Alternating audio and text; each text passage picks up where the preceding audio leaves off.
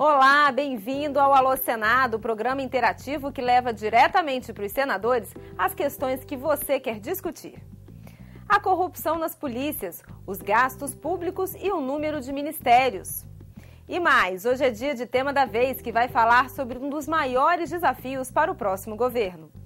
O Alô Senado está no ar.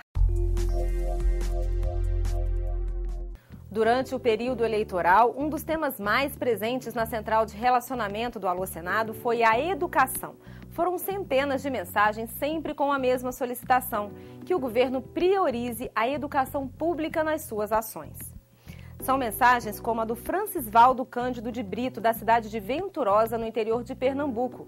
Na opinião dele, países como Alemanha, Coreia do Sul e Japão se desenvolveram de forma sólida graças ao alto investimento em educação. O Francisvaldo quer saber dos senadores por que ainda não se investiu na educação o necessário para fazer do Brasil um país de primeiro mundo. Com a palavra, o senador Cristóvão Buarque. Francisvaldo, por duas razões. A primeira é porque o Brasil, você, a parte dele, eu também, é um país que não dá valor à educação. Alguma coisa aconteceu na formação da cabeça brasileira que a gente dá valor ao carro, à casa, ao salário, não dá educação. Até quando uma família investe, gasta dinheiro na educação do filho, não está em busca de um filho educado, está em busca de um filho que vai ter um bom emprego, para ter um bom salário, para comprar um carro grande, uma casa grande. É isso. Não sei por quê. Não sei por quê. Os outros povos que dão importância à educação já investiram na educação. Que para eles, a educação em si é importante. No caso do Brasil, não. No caso do Brasil, a educação só é importante quando melhora a renda do educado. É por isso que quando o filho de nós, brasileiros, depois de estudar bem em boas escolas, diz que quer ser professor, a gente fica preocupado. Então, essa é a primeira causa, o desprezo brasileiro à educação. E a segunda é uma questão social e política. Nós somos um país dividido entre uma classe de ricos e uma classe excluída de pobres. E a gente resolve as coisas dos ricos e esquece dos pobres. Transporte, segurança, a moradia e a educação também. Se eu ouvi dizer que antigamente a escola pública era boa, é porque era só para os filhos dos ricos. Os pobres nem entravam na escola. Um grande avanço brasileiro é que os pobres passaram a entrar na escola nas primeiras séries. Poucos terminam o ensino médio. Poucos terminam o ensino médio. Quando o povo inventou essa história de entrar na escola, aí o setor público brasileiro abandonou a escola e passou a prestigiar as particulares. São essas duas razões. Melhorar a qualidade da educação pública da primeira infância até o ensino superior. Garantir que todos os brasileiros em idade escolar tenham acesso à educação. Esses são alguns dos desafios que os governantes vão encarar nos próximos anos. Saiba mais sobre os horizontes da educação pública no Brasil com a matéria da repórter Dinalva Ferreira. Quase 200 mil escolas, 1.700.000 professores, cerca de 50 milhões de alunos na educação básica e 7 milhões no ensino superior. Os números da educação no Brasil revelam o tamanho do desafio de levar ensino público de qualidade para tanta gente. Atualmente nós temos um professor que, como dizia o Paulo Freire, deposita conhecimento. E conhecimento hoje não é monopólio do professor. Hoje o conhecimento, você abre o Google e você tem todo o conhecimento ali disponível. Agora, como diferenciar aquele conhecimento importante, validado e sistematizar o conhecimento, vai ser uma missão do novo professor. O desafio de ter um novo professor passa pela valorização dos profissionais, defende a Confederação Nacional dos Trabalhadores em Educação. Além de formação mais adequada, é preciso melhores salários. Muitas vezes o profissional tem boa formação, mas como ele não tem uma remuneração digna, ele acaba se afastando, né? Nós temos no Brasil muitos exemplos, especialmente em órgãos públicos que pagam melhor remuneração, que vários ex-professores estão lá hoje, porque têm o direito de, tendo boa formação, ter o melhor salário. A A valorização do professor é uma das diretrizes do Plano Nacional de Educação a ser implementado nos próximos 10 anos.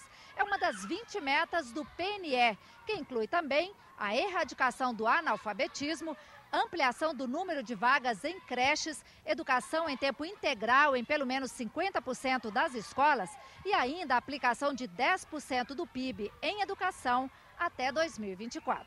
Para o professor Remy Cascione, da Universidade de Brasília, aumentar recursos é importante, mas é preciso também fazer mudanças estruturais e de pedagogia, principalmente no ensino médio.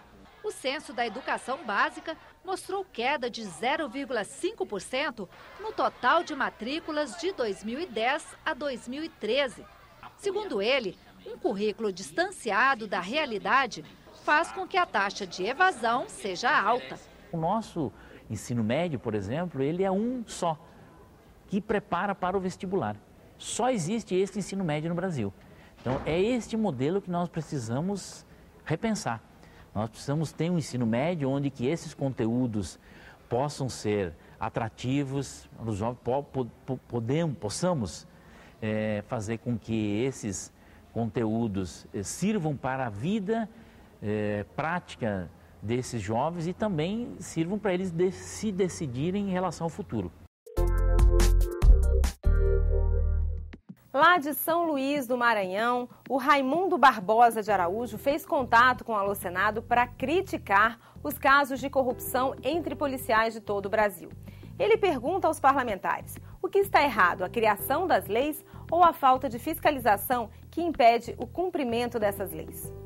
A resposta fica por conta do senador Paulo Paim. Raimundo, você sabe que, infelizmente, a corrupção é um mal mundial. E existe em todos os setores.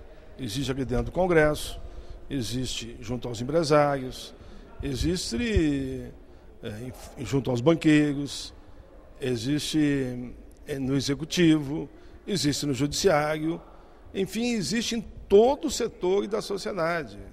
Agora, cada um de nós tem que fazer a sua parte no combate à impunidade e à corrupção. Claro que nós devemos agilizar a fiscalização, ter a denúncia. O Ministério Público tem cumprido um papel fundamental nesse sentido. Todos nós devemos dar a nossa parte. Até quando alguém passa numa sinaleira fechada, isso não deixa de ser uma violência contra a legislação. Quando alguém estaciona o carro num lugar que é proibido ou que só é garantido, por exemplo, para idoso ou deficiente, é um tipo de corrupção. Então nós temos que cada um de nós fazer a nossa parte. As leis estão aí, não é falta de leis. E, claro, vamos cada vez mais dar força para os órgãos da justiça que fiscalizam poderem atuar de forma a punir aqueles que sejam corruptos.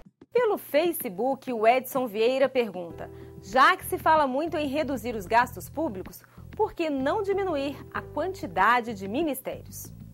Edson, o Alô Senado levou a sua pergunta ao senador Eduardo Suplicy. Prezado Edson, o número de ministérios foi definido pela presidenta Dilma Rousseff, tendo em conta a realização de objetivos e finalidades muito importantes para cada uma das áreas onde há ministérios. Por exemplo, o Ministério da Secretaria de Igualdade Racial, o Ministério da Secretaria de Direitos Humanos, o Ministério do Planejamento, o Ministério da Fazenda e assim por diante, da Habitação, são ministérios que fizeram com que as pessoas na administração pública, para bem cumprir os objetivos destas áreas, avaliaram que se deveria ter o número hoje de 39 ministérios para bem realizar os objetivos